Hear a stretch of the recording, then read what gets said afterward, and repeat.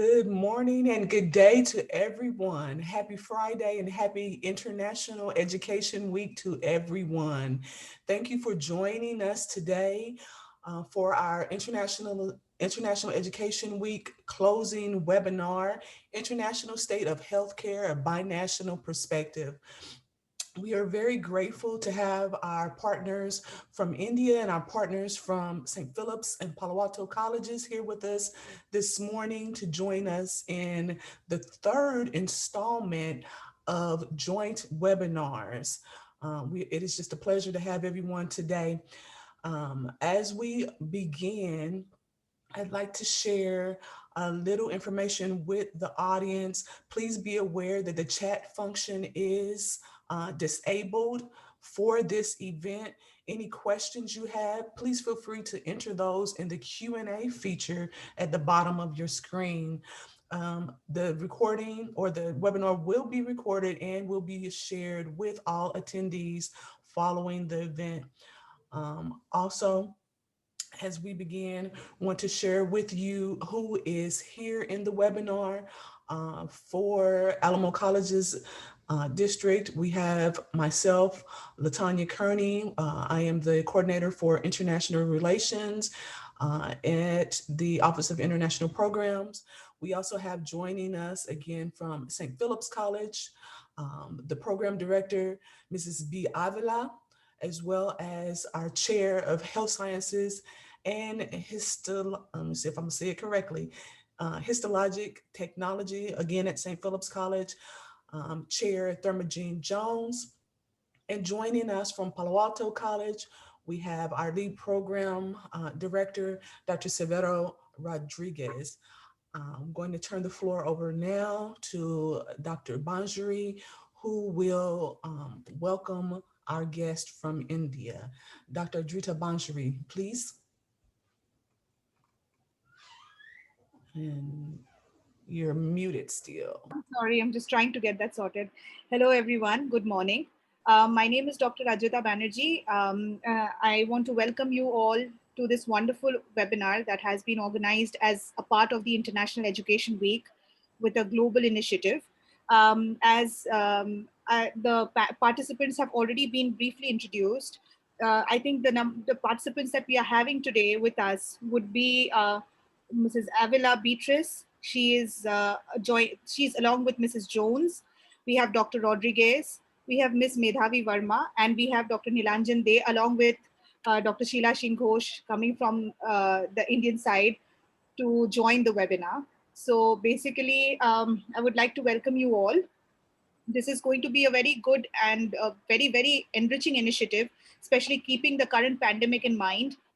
We are facing very different time periods, and every individual country is going through a lot and facing a lot when it comes to the coronavirus pandemic. And this initiative is going to enrich us very deeply, keeping the current situation in mind. And most importantly, the topics that we have today for discussion, it is going to enrich our knowledge to many folds. And we are going to, I suppose we are going to go back today at the end of the webinar with an enhanced set of knowledge as compared to the one we are starting it with, especially keeping in mind about the very odd conditions that we faced in the last couple of months, and to be very precise, now nearing a year. So it all started literally a year back. I have had the privilege of working as one of the pandemic warriors when I was there back in the UK. I was working with the National Health Services in the UK. It was a very tough time period for every country, and so it was for the United Kingdom as well. And the way we had faced the situation, keeping in mind that we were trying to save the government services from getting overburdened while the pandemic was, everything was new about the pandemic. We did not know much about the disease. We did not know much about the virus. We did not know what is going to happen when people are having the virus. We did not know what's going to happen after people had the virus. What is its effect for the coming years? We had no clue. And most importantly, we had no medications. We had no vaccines. It all started from there.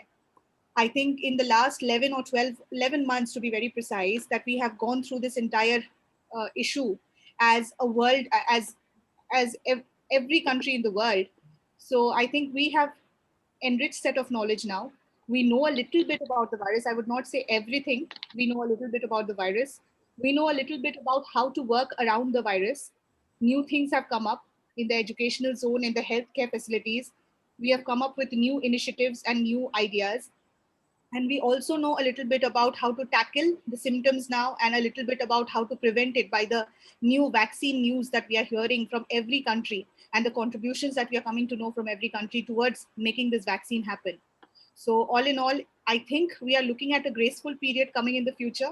We are looking at a hopeful time. But whatever we have faced so far in the last couple of months, I think this initiative is just going to take us forward by discussing that as an experience, and also as more information that we have gathered from our colleagues and our people all across the world, and we can summarize it to just make it more informative for everybody who's attending this education week today. So I think with that, I would like to start off with the introduction, and I would like to end with the introduction and start off with the discussions now. So I think the first topic that we are discussing today is going to be on describing how the roles of health information technicians has changed as a result of COVID-19.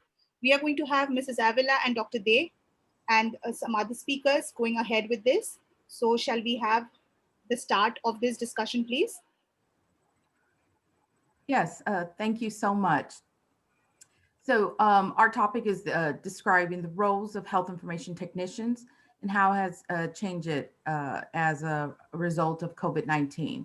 So just a little brief information. Health information is the patient's health data and a few roles ensuring healthcare providers can access and complete patient health information. So HIT is the practice of acquiring, analyzing, protecting digital and traditional paper medical information vital to the quality of patient care.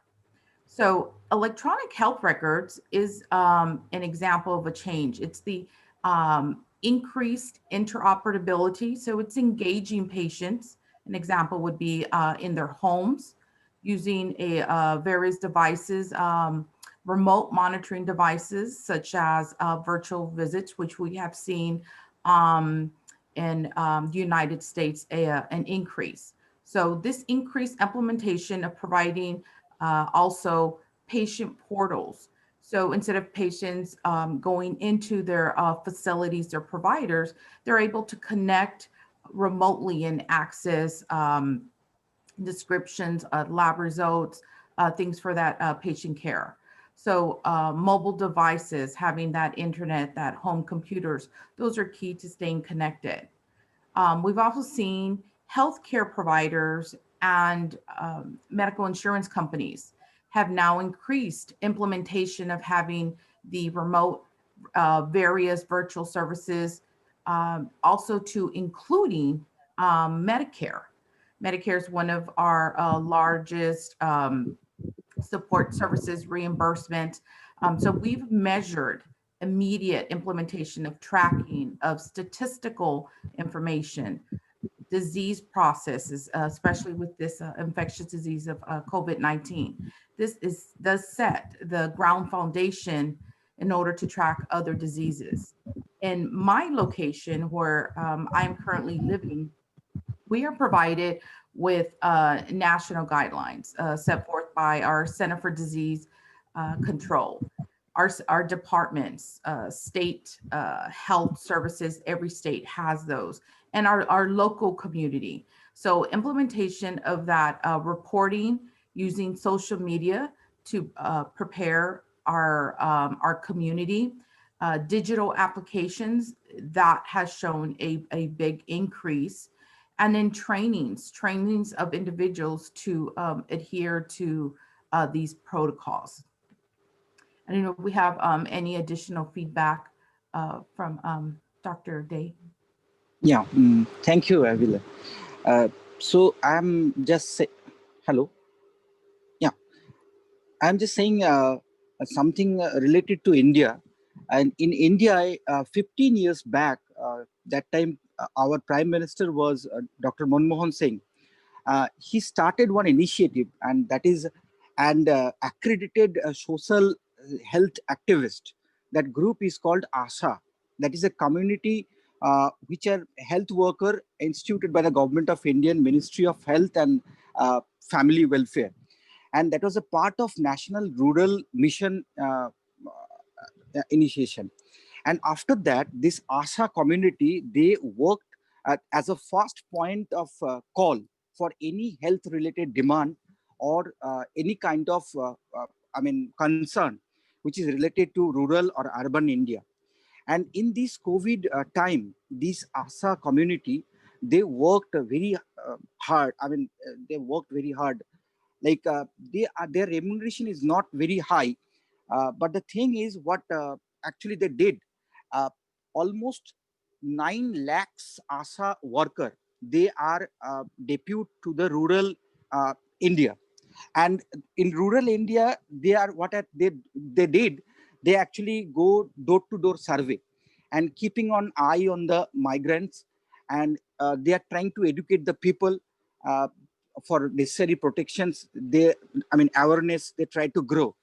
And what the thing is, during this period of disruption in primary healthcare and these OPD services in hospitals due to this COVID-19, the ASA workers are ensure continuous care of marital and newborn babies, so their health in rural areas. And recently I was going through one interview of an ASA worker. She said very nicely that women trust me more than their family members. But in this time, I cannot justify, uh, to their faith. I can't justice to their faith. So these workers go door to door and they prepare a list of pregnant women and their symptoms, their cough, their fever, they have any breathing problem or not. They submit it to the CMO of the corresponding district representative. And that ensured that minimal disruption should be there in the service in the period of lockdown. So this door-to-door initiation that actually helps India, uh, very, very well. Means this entire workforce, they worked very hard. So it's almost 9 lakhs worker. And another thing is this people, they in a state which is very, in UP, which is called UP, there are lots of migrant recruiters are there. So they track individually 30 lakhs people. So you can imagine the effort they used to spend. So, this massive gathering, they try to avoid. So generally they, track 5 people at a time. And in this way, 30 lakhs people they covered, these 9,000 workers who are separated in all over India in remote places. So the role of health, information technicians are gradually changed. And in this time, we observe that there is a lots of changes in the role of those workers. Not only in India, in almost all South Asian countries, there are similar kind of workers, health workers, those who are working day and night for this. I can say it's a disaster. Just to recover this disaster. Thank you. Thank you, Dr. Day. Thank you, Mrs. Avila.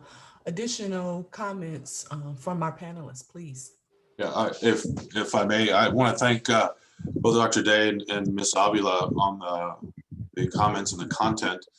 You know, I think when we look across our history, we always see this notion that technology will supplant human effort, and the reality that we see and we're reminded of daily is while technology helps create more efficient human effort, the two are inseparable. You can't separate the two.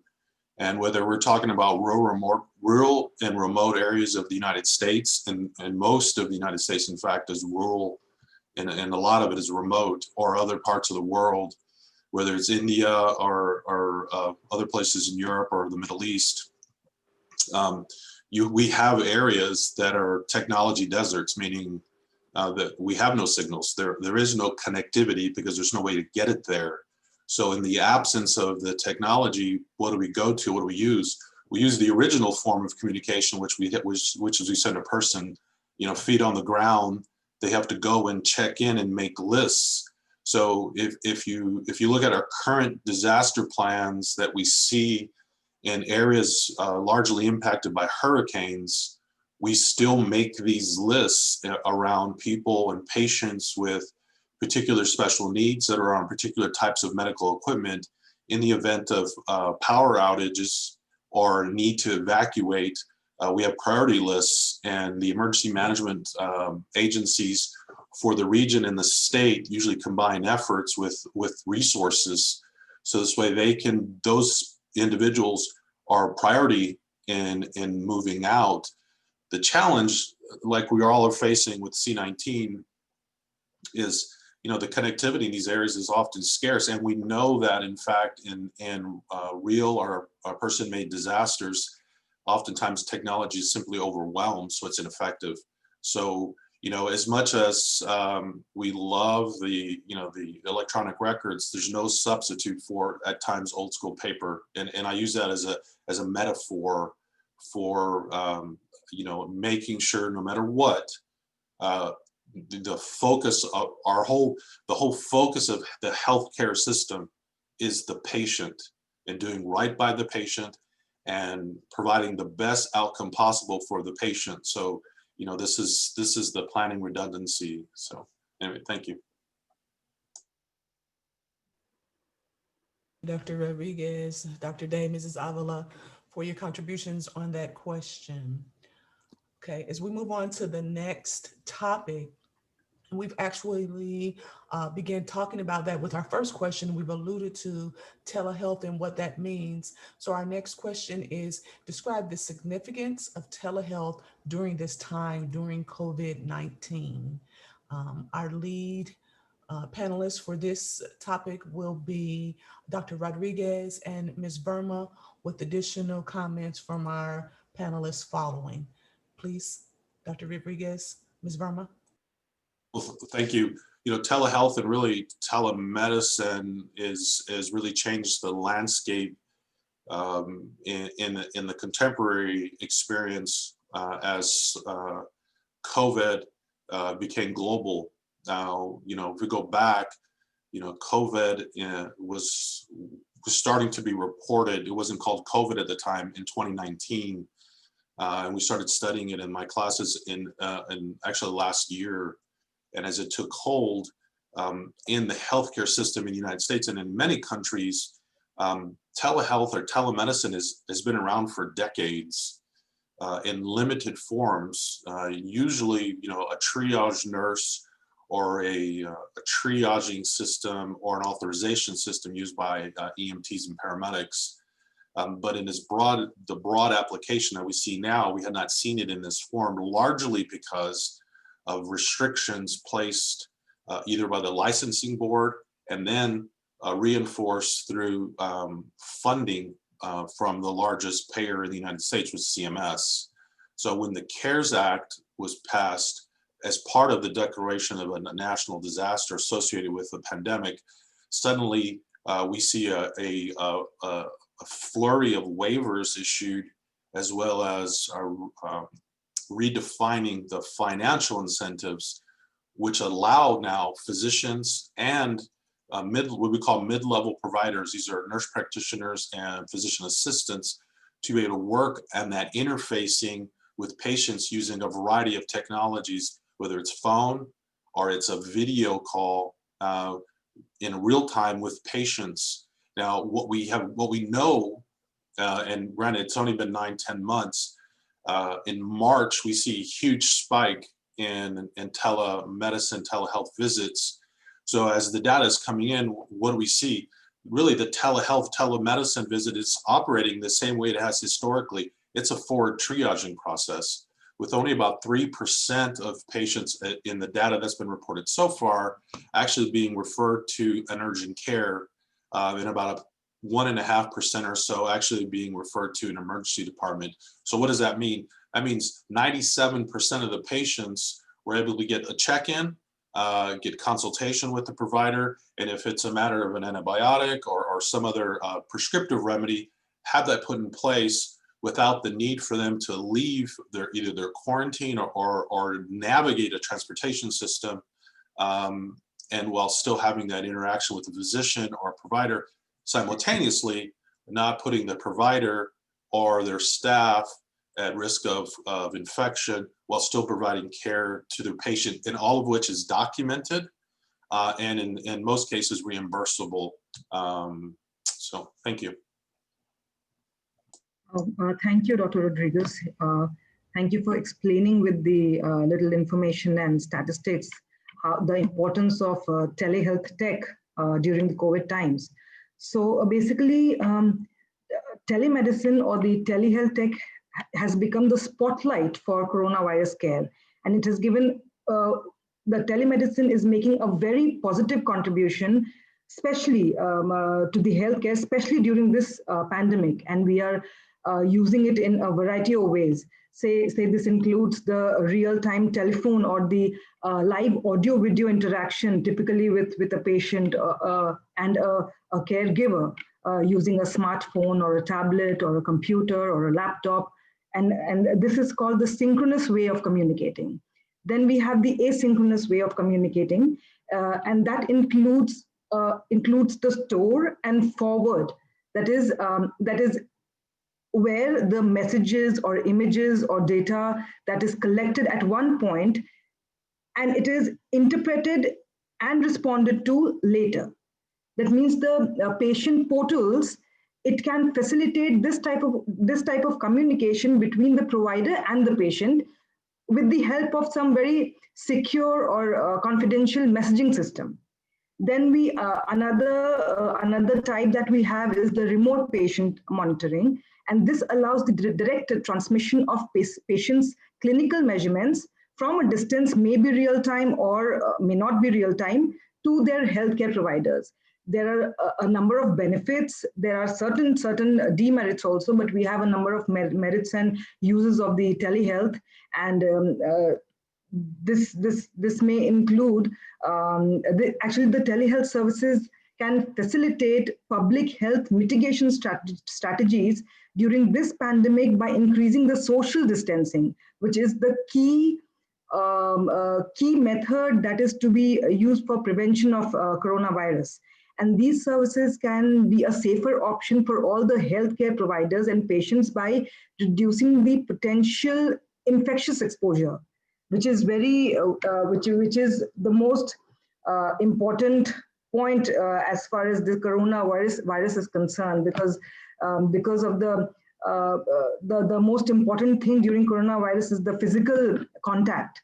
So the primary care physicians, doctors, nurses, they are working tirelessly in the front line at ground zero, and appropriate measures have to be taken to minimize the risk to the healthcare workers, and also maintaining the continuity of care to the extent possible can avoid additional negative consequences, maybe from the delayed preventive, chronic, or routine care.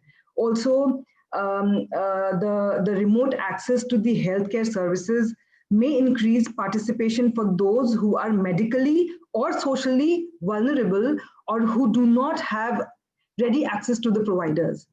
There are a number of benefits. I'm not going into the details of it. There's just one little demerit that I want to mention in COVID-19 that we see in India these days, that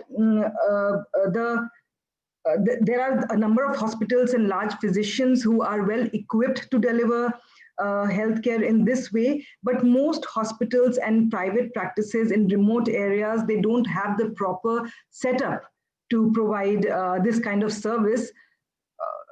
They might not have it. So we need to work a little on that, and this kind of demerit, I think if we work on this and we provide the internet facilities and everything to the remote areas, I think this will help a lot. It will help a lot in control of coronavirus. Thank you. So I do want to add to what Ms. Verma just said, and I would be remiss and actually irresponsible if I did not emphasize the point that Ms. Verma just made as well. Telemedicine and telehealth works effectively in areas that have stable connectivity, internet access to technology to be able to make that link to the physician or nurse practitioner PA many areas and many individuals simply don't have the financial resources, or their regions don't have the resources to make those links. So what do we see in the midst of a disaster is a secondary disaster where the distance between that person and healthcare is actually even greater now than it was before, because there's simply no connectivity, and it's very difficult because the demand is so high to get that connectivity. So don't get me wrong, while and I think we all acknowledge, while it is a solution, we still have individuals that exist in this healthcare coverage gap. That means they're simply they're in between systems, and the need is so high, probably higher now than ever before. So while there's a lot of progress made, we cannot forget those that are underserved and underrepresented. Again, we're here for patients. Also, we did not get time to work on this since COVID-19 came just like that. So we did not get time to prepare on this particular aspect. Yeah, so I'm sorry, I'm Dr. Sheila Singhosh. I just would like to ask one question to Dr. Nilanjan De, because, you know, I cannot resist myself to introduce his one another achievements. He has been selected among the 2% scientists specifically on artificial intelligence worldwide, that survey made by the Stanford University, okay? And very recently has been published, and we are really very much honored to have Dr. De over here. From India, there were 63 scientists, and Dr. De is one of them. So Dr. De, I do have a small question to you, that many online teaching platform like Coursera, like edX, they do have some system offline also, because they can carry on that online teaching learning process when they are offline, do not have internet. Can we have some technology or some arrangement to, you know, have this telemedicine, you know, that technology effective for the person, those who are not appropriate IT infrastructure? Is it possible? Ma'am, the main thing is in India, the major challenge is internet connection and the infrastructure. Means before COVID, the e-health and this telemedicine, telemonitoring was not that much here. Means, but last in 4-5 months, we have observed that there is a huge change in this area. Means people are started accustomed with this telemedicine and telemonitoring. And the thing is, there are some live and live things can be done. And apart from these, there are some telephonic kind of means once somebody is infected by corona, then he will get call from the nearest hospitals, and there will be one doctors and who will be dedicated for him, and he will monitor that particular patient. So in this way, gradually, in the offline mode also, the support system can be provided to the patient. But live system is something different, but offline is always different. But still, people are trying to do because of this constraint, these limitations of this infrastructure. But gradually, these things are coming. Means in offline mode, how can be this telemonitoring and telemedicine can be introduced? These things. Yeah, because at least we can save the precious time of the doctor, at least to visit, you know, that any particular area. So the doctor physically should not move, and that is, I think, the future requirement. Forget about that COVID, but, you know, for having the expertise, that place and time should not be the barrier. So I will request the scientists like you, please work on that, so that, you know, that time may be appropriately used for the mankind. Thank you, Dr. De. Thank you. Thank you. Excellent. Thank you all for your comments. Dr. Banjari, shall we move to the number 3 question? Absolutely. I think the question number 3 that we have for discussion today is to discuss how the health data reporting and tracing has been impacted due to COVID-19. So we are going to have Dr. Dev speak first, followed by Ms. Avila. So shall we start the discussion, please? Okay. Thank you. So regarding data reporting and tracing, in this COVID, actually, we started working on COVID data in the beginning of February. And that time we have a crunch of data. And that time we actually we published one paper, and there was a key term that small data, because that time the data was very crunched data, and any kind of analysis was not possible from that small data set. But now it's almost 1 year and we have lots of data, and those are basically trace data. And initially people started tracing by some bots or some mobile applications. But there is always some trust issue in, like in mobile question answer.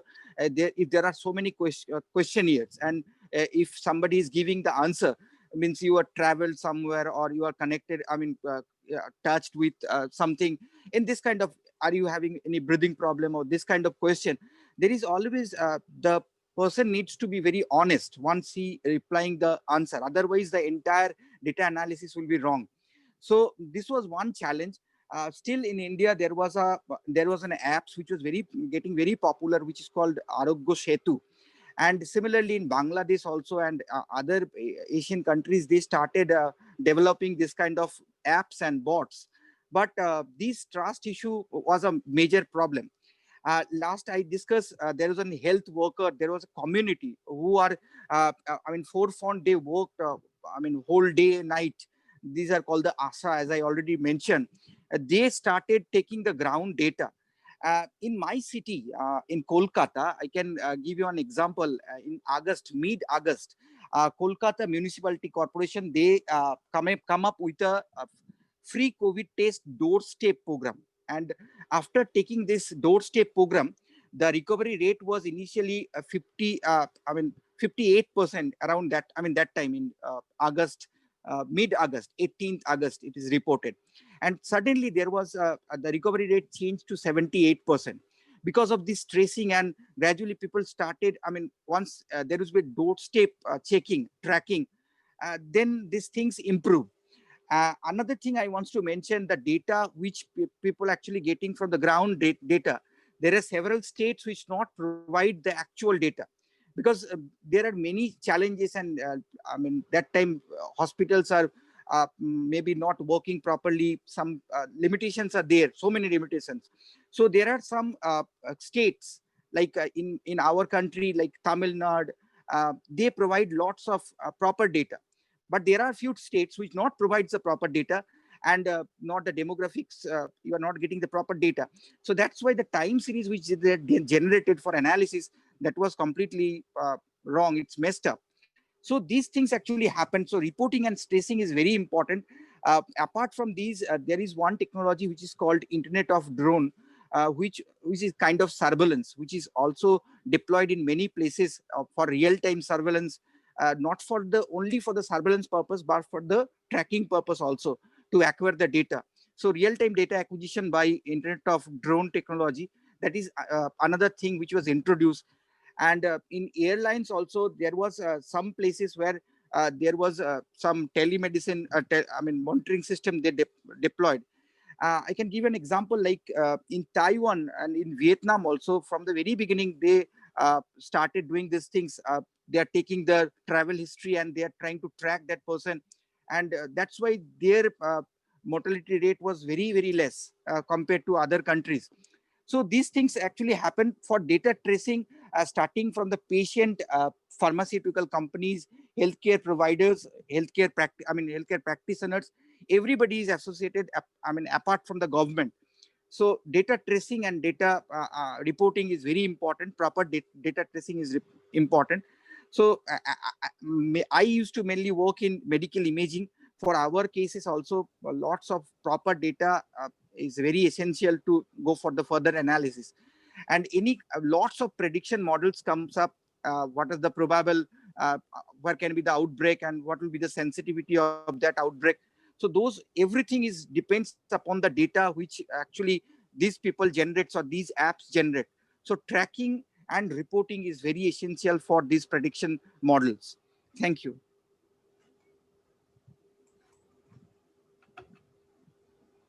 Dr. Day has noted some very high points, key areas with health data and reporting and tracing, which I totally agree. In another service of contact tracing that has been around, especially in my community, in my country, it has actually just expanded. So with contact tracing and utilizing various areas of this tool in slowing down a spread of such as the infectious disease, the COVID-19, in my community, our state entity of Health and Human Services has a tool, and it's called Texas Health Trace. And we are privy to have the the majority of the online services. This is an area where patients, individuals can also self-report and provide that feedback to those individuals affected. Where to get tested, how to get tested, what to do if they're tested positive, and providing that support. Also with health data, we monitor new cases reported, the fatalities, total tests performed, current hospitalization, which leads to a positivity rate, and it could be a positivity rate by specimen collected. So within my state, we have reached over 1 million reported cases for our population. Our positivity rate for my state of Texas yesterday was 11.49%. And that puts us in levels of a moderate. We have the low, the moderate, the high. And then that implements protocols and services deemed by our local, state, and national government entities. So all that reporting has assisted in projecting support and services needed. Within my state of Texas, we do have a city that has exhausted their services. So patients are being transported to another city to provide that. We are sending in support services to help with the patient care, providing support for physicians. So in providing that immediate support and services, we have seen increased collaborations with the health facilities, various health providers, and that is a positive outcome.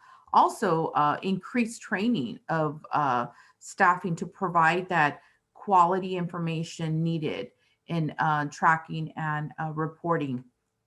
All of this facilitates with using many different types of in-person social media platforms, and educating and providing our communities with the resources and guidance in slowing down the spread.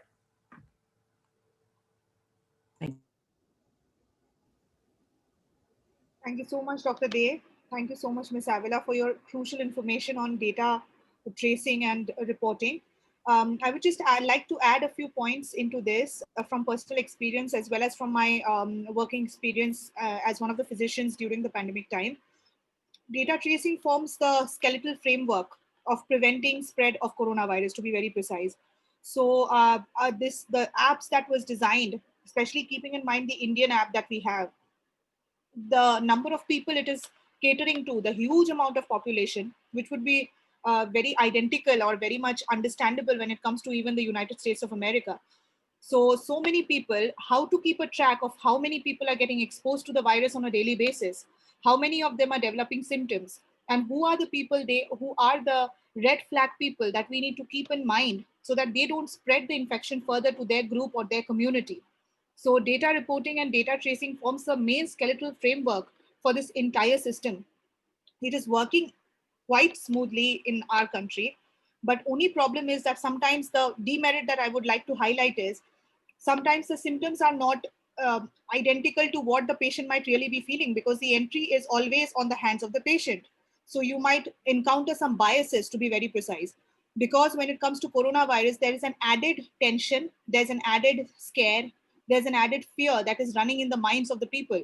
So they feel that if I'm reporting the symptoms, which is very close to COVID, maybe they are facing them, but when they're reporting it, they feel that what if this is one of the COVID symptoms? And what if I'm quarantined and my family has to face the consequences, and the people who I've been in touch with, they need to face the consequences.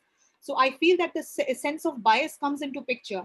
and they are not putting their adequate symptoms and signs in. That is one of the demerits that I have come across. And the second thing is technology challenges. Many people before the coronavirus pandemic started were not very technology prone, to be very precise. They were using a smartphone, they were using a very good laptop, but I think that was kind of it. They did not know how to use the technology to help in the healthcare or to help in keeping them safe. So the technological challenges that they were facing, and they are still facing, to be very precise, it might have changed in the last 11 or 12 months, but still people are facing that, how to operate things, how to operate the apps, how to go ahead with help using the app to help their personal situation and the situation of the people they've come in contact with. So all in all, I feel that those can be the demerits, but merits, I think I cannot even count and finish in this entire discussion. 90 minutes is very less for me to enumerate the merits of this app or the data tracing system. I think the reason that we are still thinking of the first wave is being curbed and the second wave is about to start, although in India it feels as if we are already in the middle of the first wave forever, but still I feel that the thing that the cases are coming down and all this, the data tracing and data reporting has a very active role to play in this. Otherwise, we would have not been able to tackle this situation and tackle this pandemic at all. That's my personal point of view on data tracing. Excellent. Thank you, Dr. Banjuri. Okay. We have maybe a minute left with this topic. Is there any quick comment or we can move on to the next topic? Okay. So for our next topic, and we're getting along pretty well here, we would like to discuss the challenges of persistence for allied health students during this time. Leading this discussion will be Chair Jones from St. Philip's College, and then we will have additional comments from the remaining panelists. Chair Jones, please. Thank you so much. It's a great opportunity for us to talk about our students and how our students are persisting and handling COVID-19 and the challenges that they are facing. Some of the challenges that I have seen firsthand being here at St. Philip's College is our students are faced with at-home anxiety, childcare services. How do I manage my child when I cannot get childcare services because many of the facilities are closed? Our facility right now is unable to provide childcare for our students on campus. And so that has limited their training, not only managing kids. The majority of our students are adult students who are 24 years or older, and they have family responsibilities. Work has been decreased as far as employment. They lack financial access, really financial access, because we used to have things like work study, full-time work study to assist our students. We are challenged by that because COVID-19 has placed insurance limitations and we are no longer able to bring our students on campus. And Dr. Adrita was totally correct when she said that people have technology, but don't know how to use it. They've been using smartphones and we're in education and our students are having a hard time maneuvering and following that pathway. So some of them don't persist. We just went through a short 8-week medical terminology and healthcare career class, and we had about 40% of our students who were unable to persist because of technology. They have access to technology here in the United States and definitely here in San Antonio. Our Alamo College District has been extremely supportive in providing hotspots, laptops, desk computers, any of those things that they need, but they don't know how to use them effectively. So we've already have that technical challenge. Disconnection from peers is a great impact on our students. Students are used to forming a bond in classes with their peers. On Zoom, it's been very difficult and challenging. It's not like the social media that we think about. If I'm on social media talking about a musical artist, everybody chimes in, we do a couple of likes, it's great, thumbs up, move on. But that's not the type of interaction and bonding we need for education and learning. How do you share a virtual lunch break when you're used to sitting around talking about your studies, thinking about, well, that's a difficult question that the instructor brought up. Let's break it down and decipher what is it that the person is looking for. That's not easily done on Zoom. That's not easily done at all. And the human touch has had a tremendous impact on persistence and the emotional well-being of our students. So I looked at some of the statistics, and they said that the average in the National Student Clearinghouse in research, persistence in college is usually at about 74%. Well, we average about 62.1% in 2019 before this pandemic hit us in all of our colleges and universities throughout the world. So when I think about persistence today, I know that I'm expecting a decline. Previously in allied health programs, because of our cohorts, because of our bonding, because we have technology available for them, we have great student support resources, we even have food resources available for them on campus, but we're not on campus. And we have to find more innovative ways to keep our students persisting when they're being challenged at home and trying to maintain households, and they have limited financial access. So I believe at this time, persistence will drop from our spring to our fall. We are doing really good here at St. Philip's College with persistence in our allied health program. Let me just give you a quick story. We have a student who actually acquired COVID, and we needed to find a way to keep that student engaged. And of course, we use Zoom. We use some of our provided iPads so that they could be in the classroom with us at that time. But the student was unable to maintain, was unable to persist. And this is the reality that's going through all of our colleges. And then the reality is that we are a technical program. Allied health is a hands-on, and that's the last concern that I have, practical skills to meet certification requirements. Hands-on. It's different when you have a face mask on and a face shield on, and you're attempting to demonstrate a practical skill that you would never had to do with PPE. That's a challenge. Do we have enough PPE? And is the students' anxiety increasing now because they're doing hands-on with another student?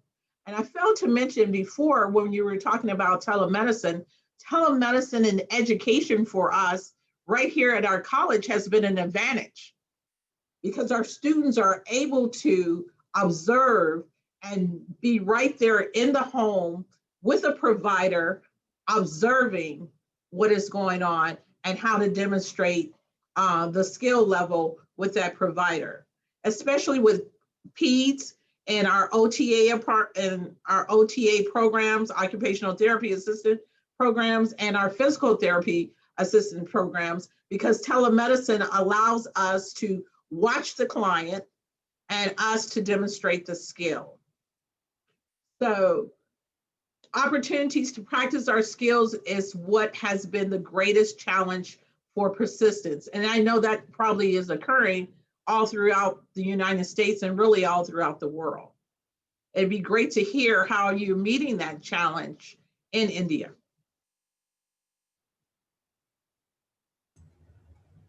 Excellent. Thank you, Chair Jones.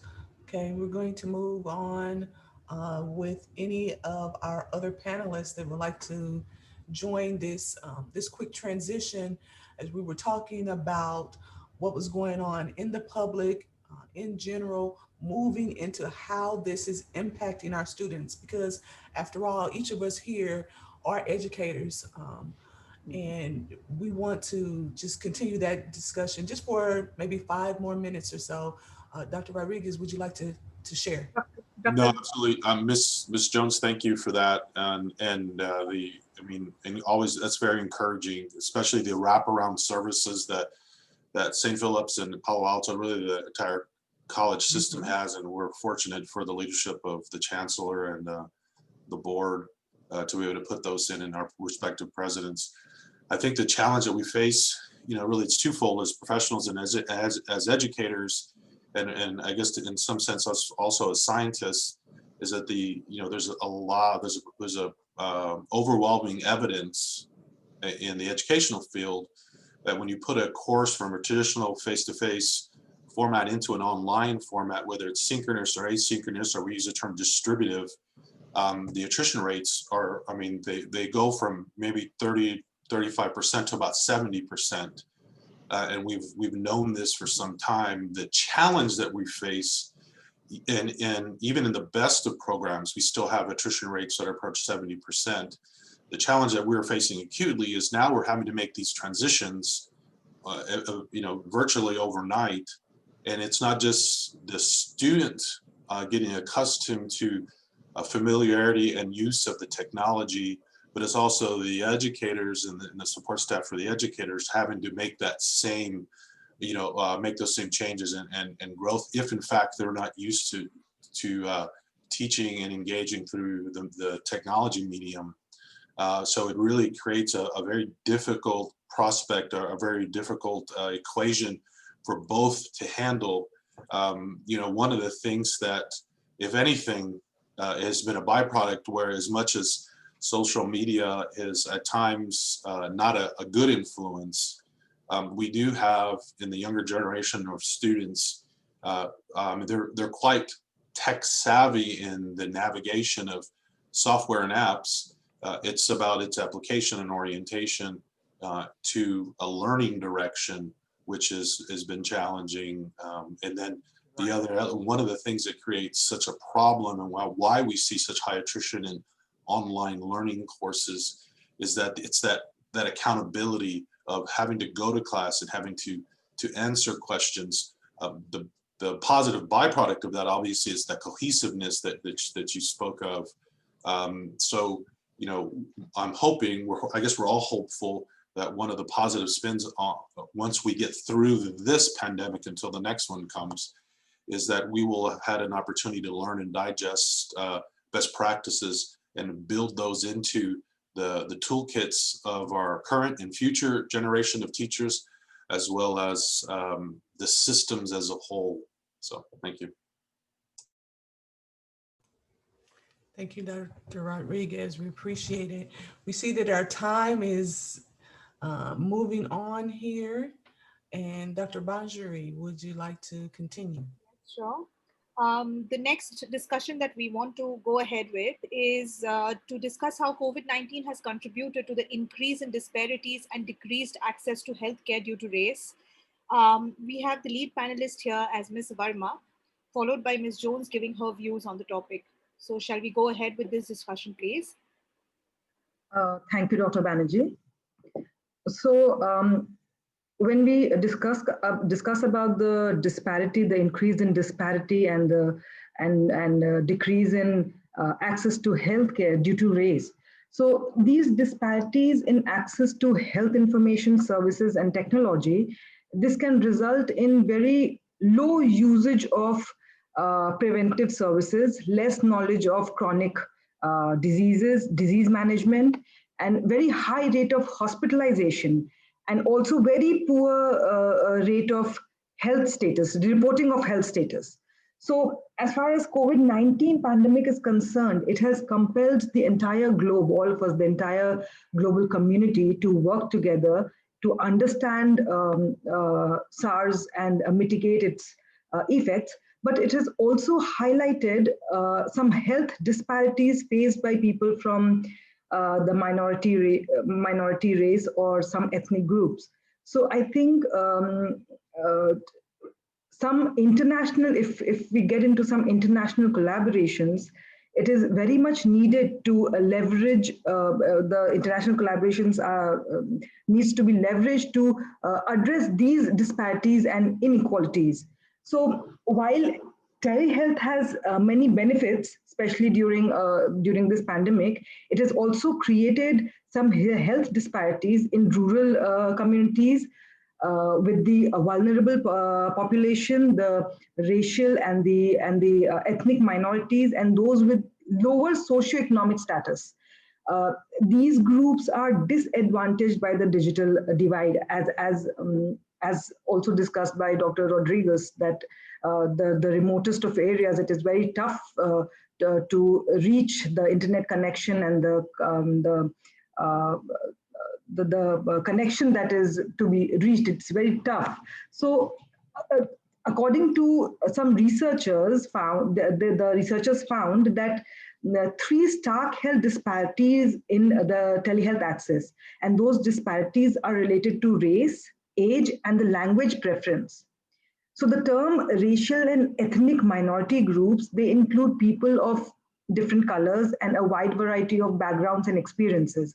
But some experiences are common to many people with these groups, and social determinants of health have historically prevented them from having fair opportunity for economic, physical, and emotional health.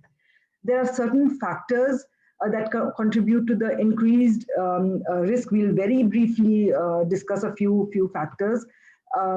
First, I will discuss is the discrimination. Discrimination, which includes racism, can lead to chronic and toxic stress, and shapes social and economic factors that put some people from racial and ethnic minority groups at risk for COVID-19.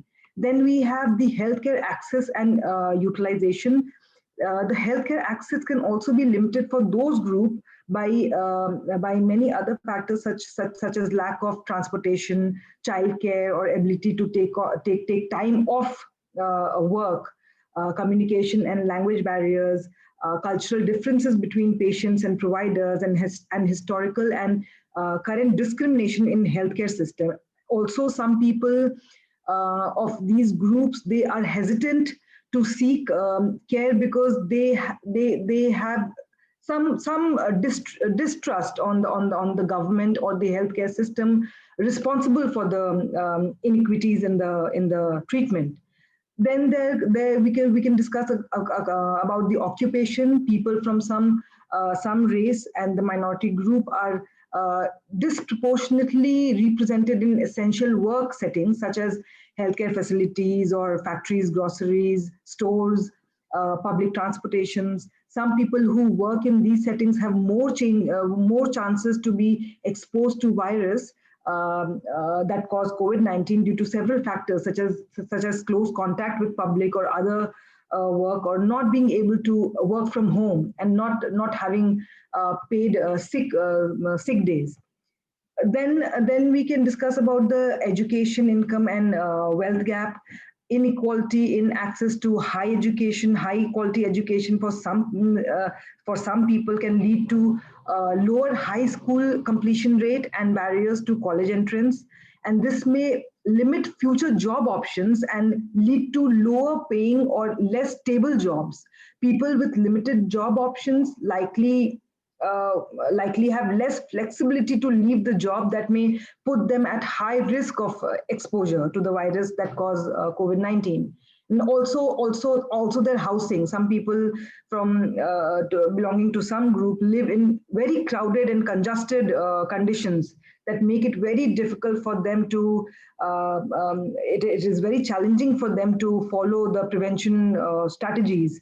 In some cultures, it is common for family members of many generations to live in one household. This is a very common practice in India also. And in addition, growing and disproportionate unemployment rate for some group during COVID-19 may lead to great risk of eviction and homelessness, or sharing of the house.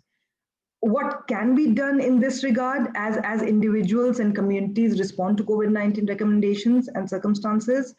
There are often unintended negative impact on emotional well-being of such such as a loss of social connectedness and support, as we have discussed before, regarding not just for the students, it's for everyone working. We have lost the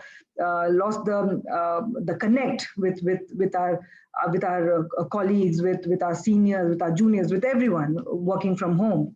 So shared faith, family, and cultural bond are common sources of social support that we need.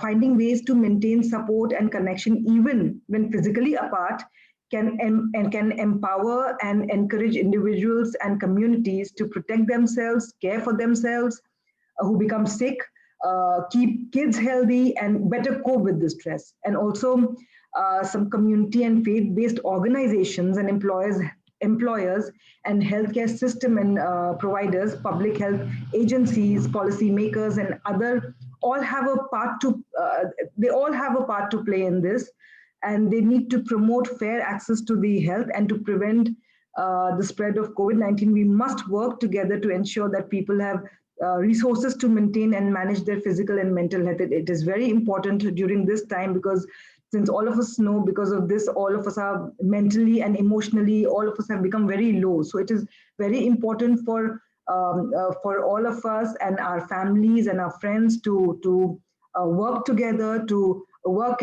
and especially I'm very proud and happy to say that we are having such international collaborations, and this helps a lot to boost your energy and your mental strength, and it gives a lot of strength to fight against this. Thank you. Well, I just want to chime in and say that in the United States, not to paint a negative picture, but the access to healthcare for Hispanics, Blacks, Native Americans, people living in the rural and impoverished, COVID-19 has negatively affected them. They are unable to access healthcare. There's only about 20 million Americans who have the Affordability Care Act that is providing them access to just testing. I'm not talking about treatment, but just testing. So there's been Family First Response Act that makes COVID-19 testing available, but treatment is not available. Hispanics, Blacks are constantly seeking care through our emergency rooms, but our emergency rooms and our hospitals are overwhelmed at this time. So someone who has tested positive, their symptoms may be light, they have no insurance, no public insurance, no type of healthcare insurance. And if a student is 26 years old, they're no longer covered under their parents. So they're tested, but they don't have treatment until their symptoms become so severe that they go into a hospital or a clinic setting. And at that time, they're given care, of course. That has made it very obvious that here in the United States, the gap because of COVID-19 has grown due to race and due to economic factors. I'm pretty passionate about that because the other incidentals or effects of COVID-19, such as increased alcoholism, affects our race. It affects the brown people of the United States more greatly. Here in Texas, for a matter of fact, in 1 week, alcohol sales went up 54% in 1 week during the COVID in March. So we have an increase of about 14% more people who are isolated, who are drinking. And we already know that Hispanics and Blacks face a lot of kidney and liver damage due to alcoholism. And COVID has definitely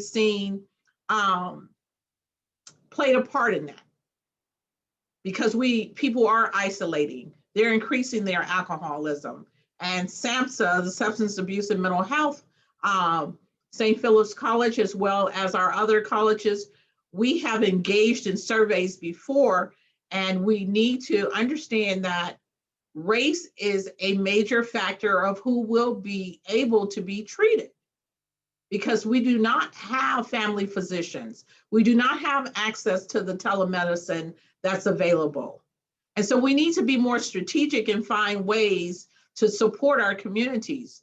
And I will probably guess, and someone please correct me, that it's same for people of different economic backgrounds in India as well. And this is happening across the globe.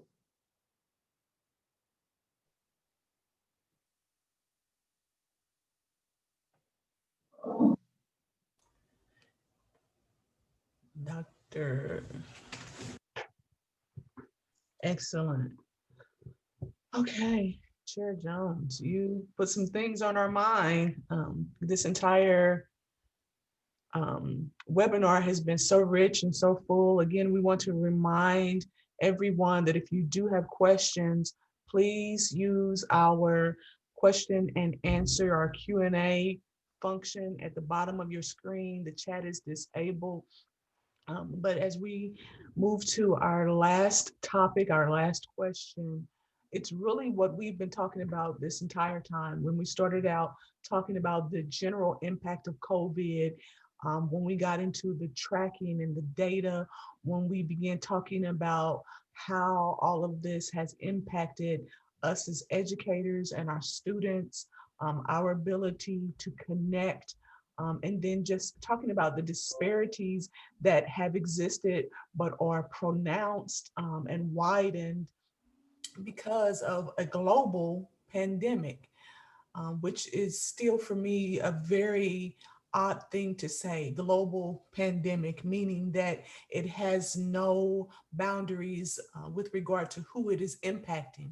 So with that in mind, what can we do, again, as educators, as scientists, to develop healthcare administrators who are equipped for this era? While COVID is going on, and it will end. It doesn't seem like it, but it will end. What are we prepared to do? What will we do to make sure that we are equipped and ready to move into the new era? We're going to begin our discussion with Dr. Rodriguez, please. Well, thank you. You know, I really appreciate Mrs.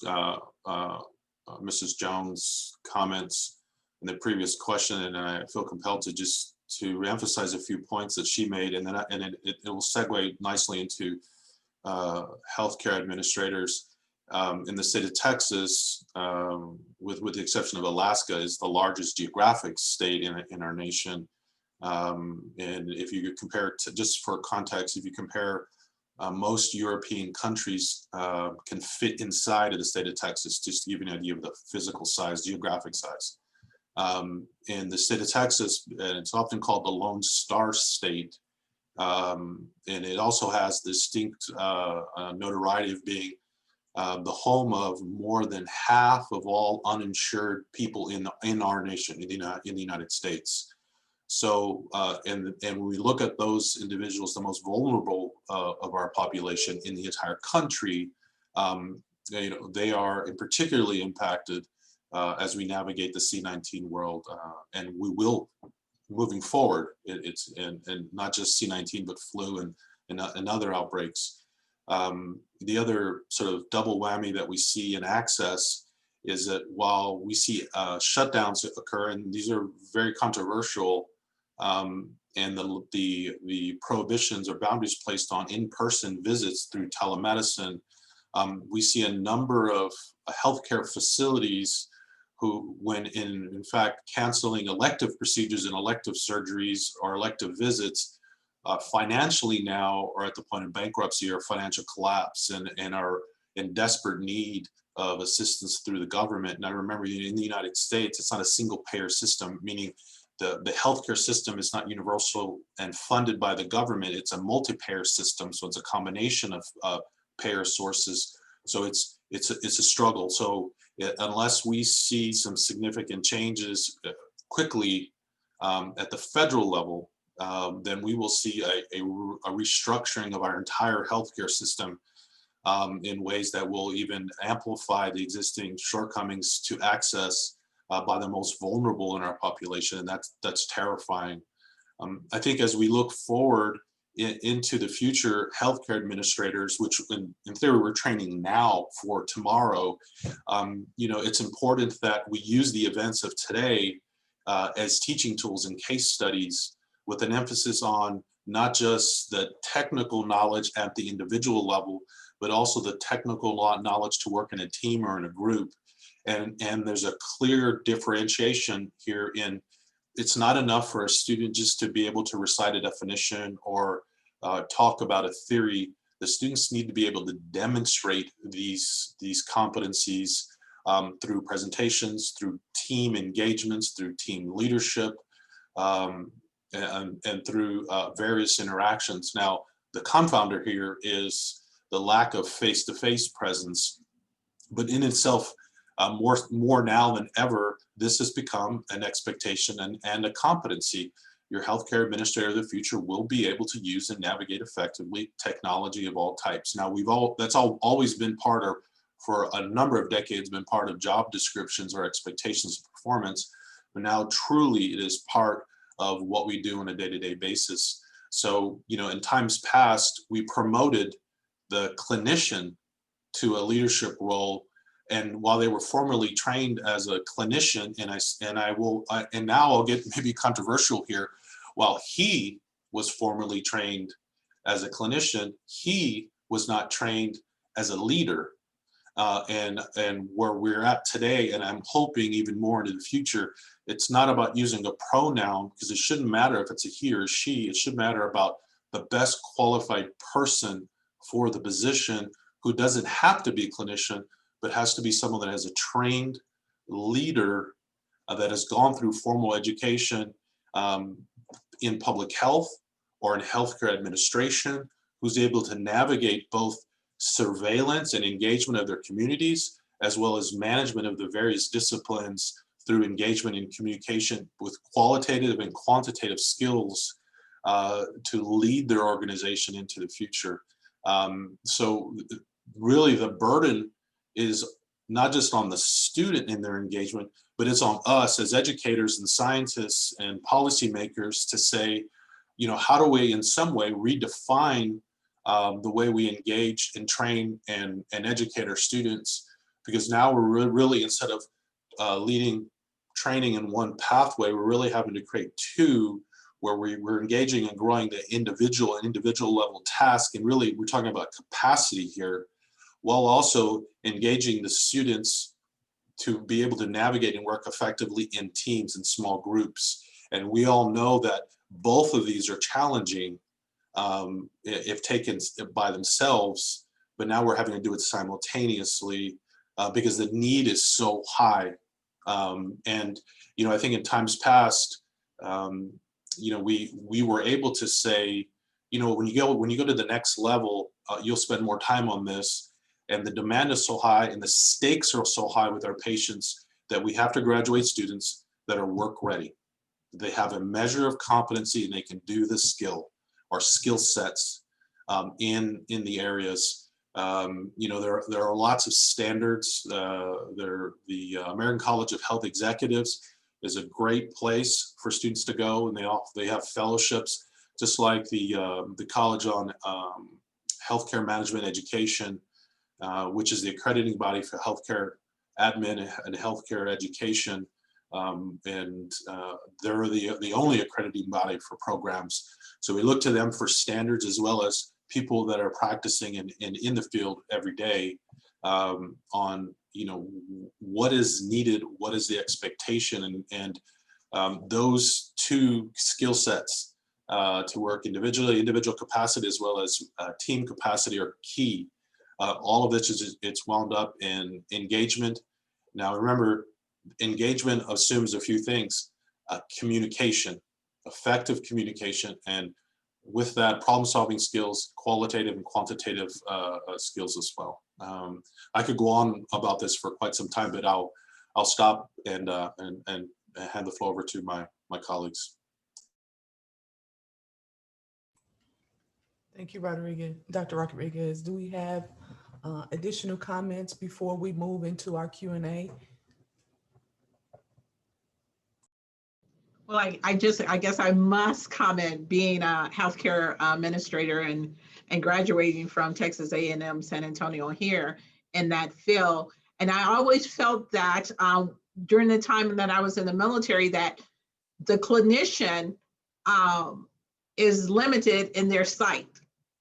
And it is important for administrators to be able to watch the whole landscape of what's going on in healthcare, not only in education, but policies that are driven for our communities, as well as looking at insurances that are available. I remember the time that I went through Texas A&M, and we were only talking about the Affordability Care Act. That's all we were discussing. Medicaid, Medicare, insurance for children has always been available. There's been changes in ages of parents and how they can cover their child for healthcare access. Those things that I recall when I was a student. And I said to myself, when they asked me about this panel and that last question came up, I said, there is a need for consistent continuing education. Healthcare administrators must have consistent continuing education, because COVID-19 has just changed everything. We've dealt with SARS before. We had other examples of infectious diseases that we have, quote, conquered, but now we have so many different issues. And managing healthcare, not only healthcare in clinics and hospitals, but how we train our technicians. How do we train our new upcoming administrators? And I think the key point for them is they have to realize that learning is lifelong. And dealing with these issues, we're going to have many different challenges over the years in healthcare and medicine. And I think we need people who have a broader vision, who are consistently engaging in education and changing policies for our community, especially accessing healthcare. That's one point that I just kind of wanted to push. And thank you, Dr. Rodriguez, for having, I want to say, the nerve to say that, yeah, it's been a male-dominated clinical community.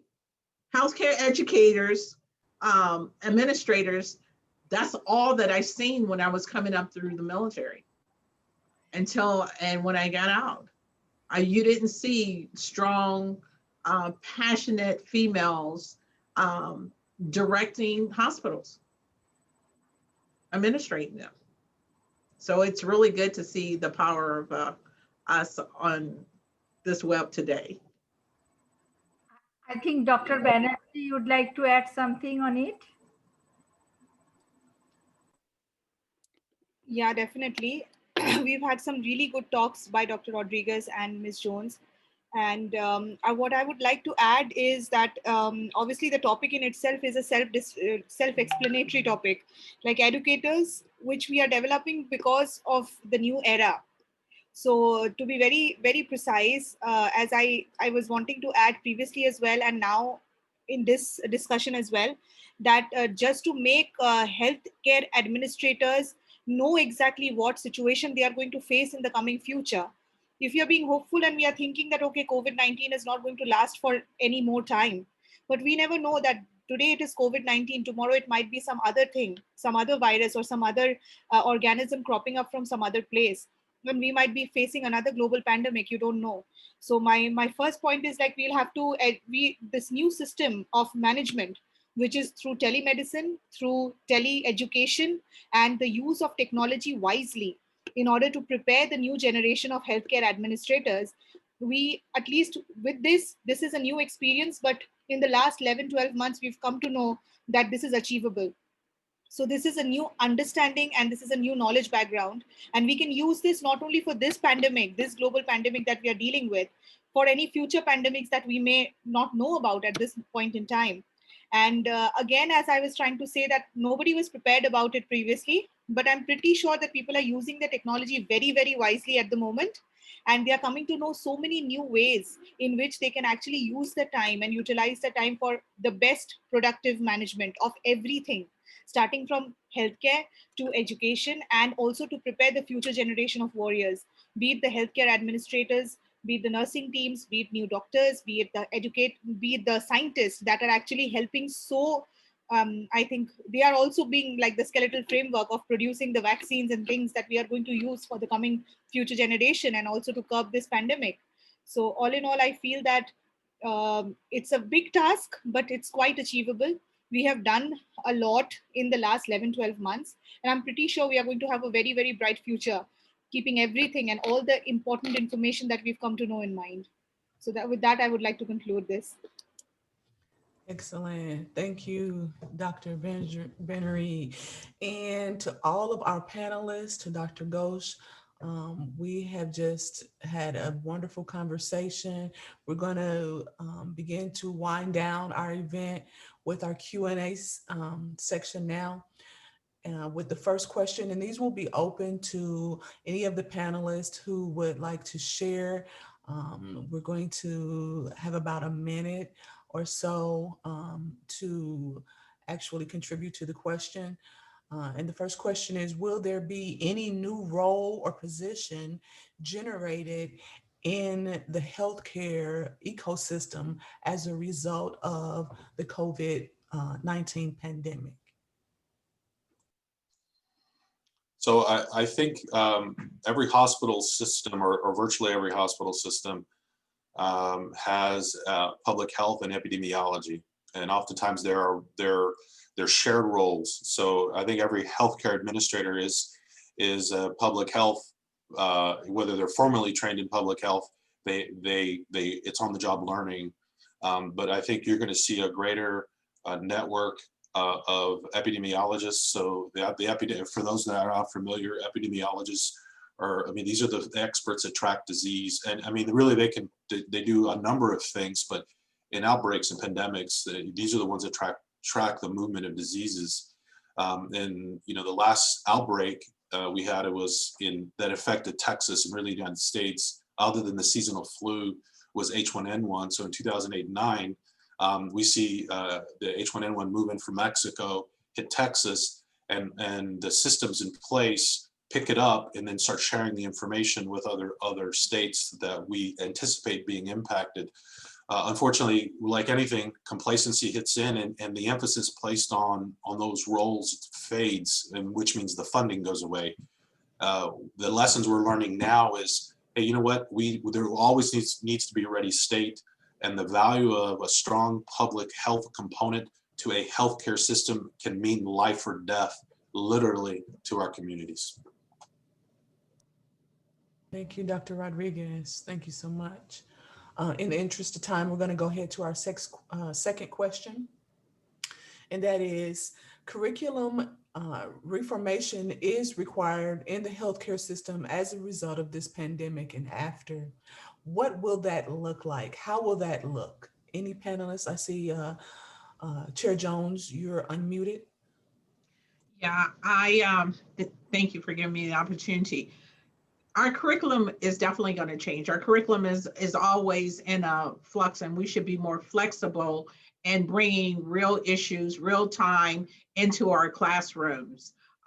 We should not wait to a new edition of a book. We need to bring those informations right there. So what I see, not only in our classrooms, is bringing the case studies, like the case studies, the things they're dealing with in respiratory, bringing case studies of how they're dealing with radiology, bringing case studies with health information technology and how they're tracing and tracking information and data, validating data, ensuring insurance is done correctly. You know, we have our codes, the ICD-9 codes, our international codes.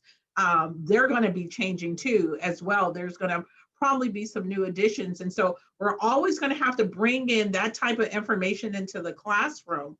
But at this key point, I just wanted to throw out too, that not only curriculum is changing, but our educators have to change. We have a unique opportunity because we're not bringing so many students on campus to create innovative ideas such as summer boot camps for educators. You know, how they dealt with COVID-19 and the impact of quickly moving, transitioning from face-to-face to online. How did the attrition work? Better surveyors of our students, you know, finding out who exit, why did you stay? And putting that type of information into a training module for our educators. So that's going to make our educators better, and they're going to develop better curriculums because of that. But they need the tools and the training to make that happen. So we really have to put our time and energy into our faculty if we want our education system to change and bring our curriculums up to date. We must train them first and allow them time to access all these tools that we have that has grown since COVID-19. Excellent. Thank you. Thank you. I want to try to get in really quickly. Our very last question. We'll use 1 minute. And Ms. Verma, I did see you unmute. So we'll give this last question for you. What initiative can be taken for the awareness of communities who have distrust, mistrust, have lost trust as relates to the government and medical facilities during this particular time? 1 minute for answer, please. Yes. Go ahead. Go ahead, Ms. Verma. Okay, so as all of us know, this pandemic is being going on for the past now close to 1 year now, and everyone from all, not just the students, everyone has been mentally and emotionally affected. So apart from despite increased access to technology, other forms of communication are also essential for ensuring that everyone, especially the non-web users that belong to the rural areas or to remotest of areas, it is very important for all of us to ensure that they are able to obtain, process, and understand health information to make good health decisions. And for these, a number of practices that we can include is like through printed material or through media campaign or through community outreach, as very nicely explained by Dr. Dey. So a personal communication, a door-to-door community outreach program and interpersonal communication is very important to gain the trust of people who are not very well aware of the situation and those who are living in the remotest of areas or the rural areas. I think we're running close on time, but if I can add to Mrs. Verma's statement, I guess a couple of things. In the New England Journal of Medicine this past week, there was an article by Silam that talked about lessons learned from the fight against HIV/AIDS, Ebola, and now C-19. And when we look back at our own history, one of the key things, so healthcare is predicated on a trust between the patient and the provider. And if that trust is not there, then the system begins to fall apart. So one of the things that is desperately needed is we need to engage our communities where they're at and get an understanding of their struggles, their fears, and their needs. And we need to also be very deliberate in pushing information to these communities, that it's understandable and it is in their language. So this way they can begin to reduce the anxiety they're feeling, begin to better understand what is happening, and then seek solutions through communication with their healthcare providers. And lastly, and it's a bit controversial maybe, is that we have to ensure that our political leaders and our medical clinician public health leaders agree, and they're transparent, because when they don't agree and there's conflict, it causes anxiety, it causes frustration, and it causes a questioning on whether or not the trust relationship is really there. So thank you. Thank you, Dr. Rodriguez. Dr. Ghosh. You're muted though. Yeah. So thank you, all the panelists we are having this evening. Actually, in the morning from your side. This is Dr. Sheila Singh Ghosh. I'm taking the opportunity to put my vote of thanks to Patricia Avila and Ms. Jones, Dr. Radriz, Ms. Medhavi Varma, Dr. Nilanjan De, all the panelists for their consolidated efforts to communicate and to express their views on very well defined topics of this webinar. And through this, all the participants, I believe that they have enriched themselves, and they do have some takeaway from this webinar now.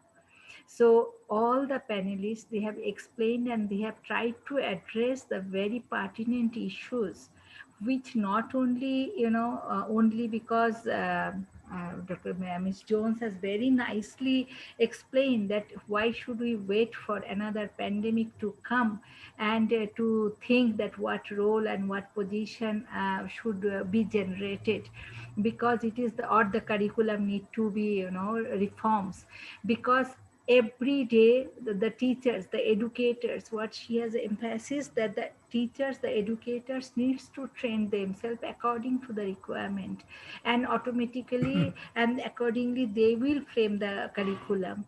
So that is the very nice thing I have learned today from her. Thank you, madam. Thank you for your such a beautiful comments. And Dr. Rodriguez, I told earlier session also that the way he has explained, and he is, from the person on the application side.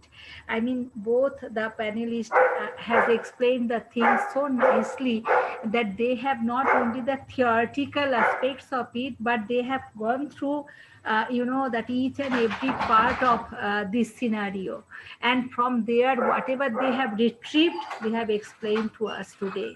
So thank you very much for that. And Dr. Nilanjan De has explained about the technological part of it, and he has, brought us today the most, in India also, I was not aware of the fact that the 9 lakhs ASHA, employees, I mean, they are not exactly the employees, but they are the volunteers, they are getting little bit of incidental paid, I know.